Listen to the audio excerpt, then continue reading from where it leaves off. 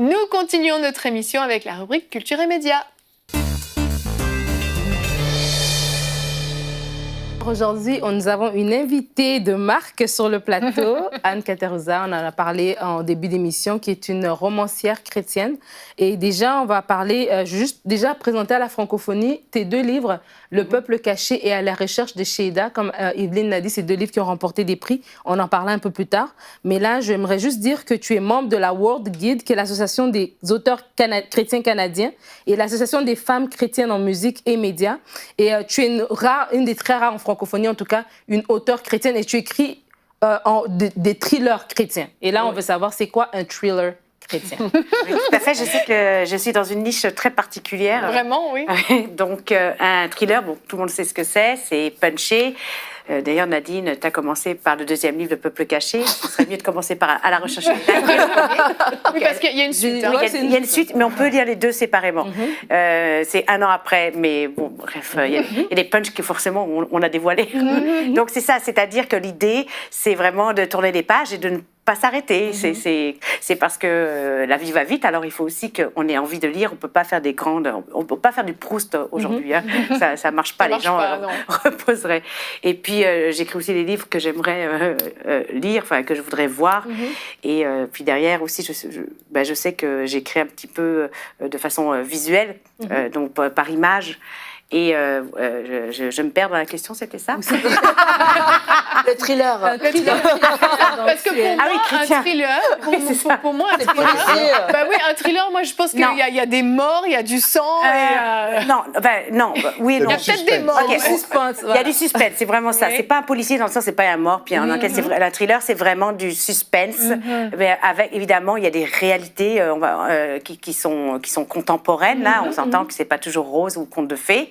Mais comme on en parlait hors onde, ce n'est pas déprimant parce que justement, il y a le côté chrétien. Parce que dans le premier, À la recherche de Sheida, il y a le plan du salut. Donc, il y a vraiment il y a plusieurs couches. Il y a le personnage, justement, qui est Elena, qui est le premier personnage qui cherche, comme beaucoup de gens. Peut-être qu'il y a une force, peut-être pas, je sais pas. Donc, voilà. Donc, ça s'adresse aussi à des gens qui cherchent, à beaucoup de non-chrétiens, mais en fait, qui sont des futurs chrétiens. Oui, en fait. Donc, c'est ça s'adresse à des chrétiens parce qu'il y a le salut, il y a l'évangélisation dedans, mais aussi à des personnes qui sont ouvertes à l'évangile. Donc, ça veut dire quelqu'un qui regarde l'émission et qui... Absolument. Ce livre ici, c'est un livre qui accrocheur quand on le lit tout de suite, on est intéressé, mais en même temps, il y a plus que juste un livre pour lire. Oui. Il y a un message derrière. Il y a un message, évidemment. Voilà. Par exemple, on a beaucoup de gens dans notre famille qui ne sont pas chrétiens, donc ça peut être « Oh, tiens, j'ai un bon livre, tiens. » Ouais, c'est ça, c'est un livre et comme ça, on sait, moi, mon père n'est pas chrétien, je lui fais corriger mes livres. Ça, on s'aime tranquillement, pas vite. Oui, et on a une bande-annonce qu'on va regarder tout de suite de justement le livre À la recherche de Sheida.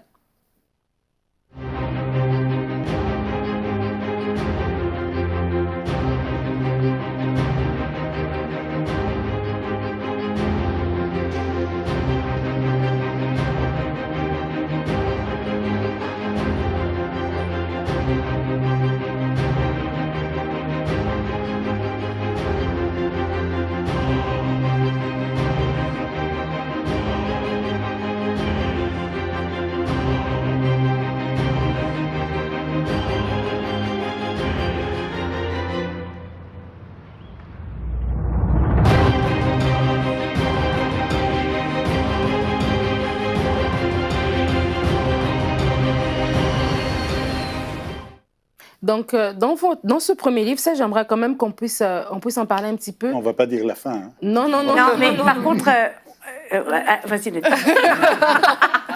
On va pas dévoiler ce qui est dans le livre parce que c'est vraiment accrocheur. Je vous dis, vous lisez les premières lignes et vous êtes accrochés. Il y a une histoire, mais dans cette histoire-là, vous amenez quelque chose. Par exemple, dans celui-ci, vous parlez comme vous avez dit, vos livres sont très contemporains. Vous parlez de la persécution des chrétiens. Oui, la persécution, en ce moment, vous savez, il y a une persécution absolument immense. Et même ça a été...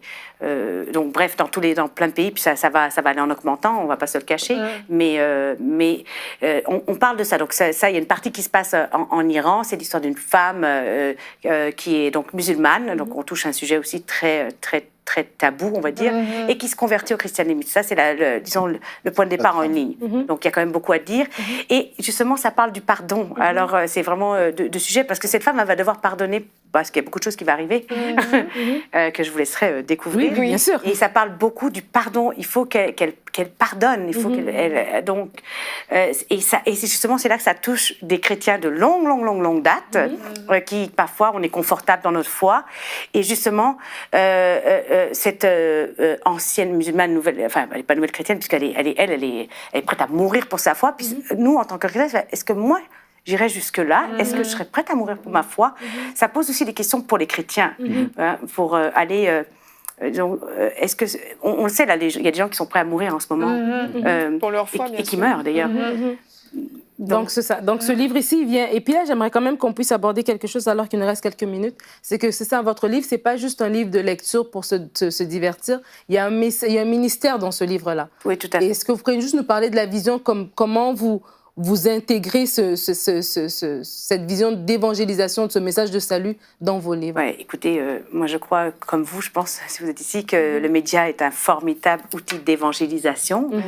Je porte une vision depuis plus de 15 ans.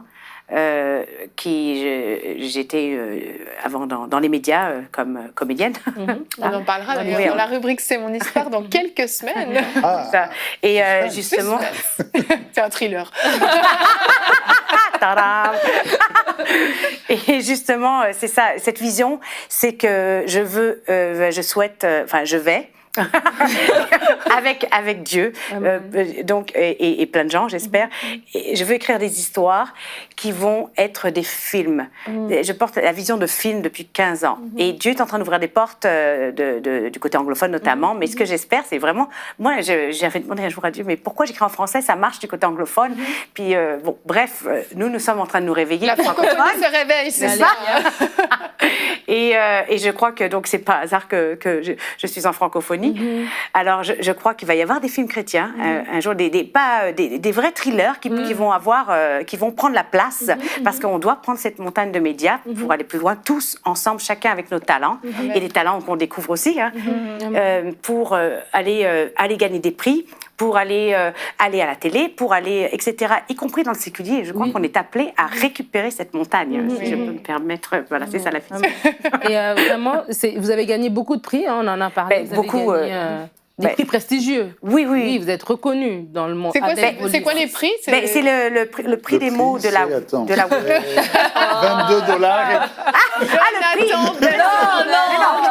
Non, c'est le jeu de mots de Jonathan Berceau. Mélangé. Les prix que vous avez gagnés, en fait, le Peuple caché, je viens de le gagner il y a 3 jours. Je reviens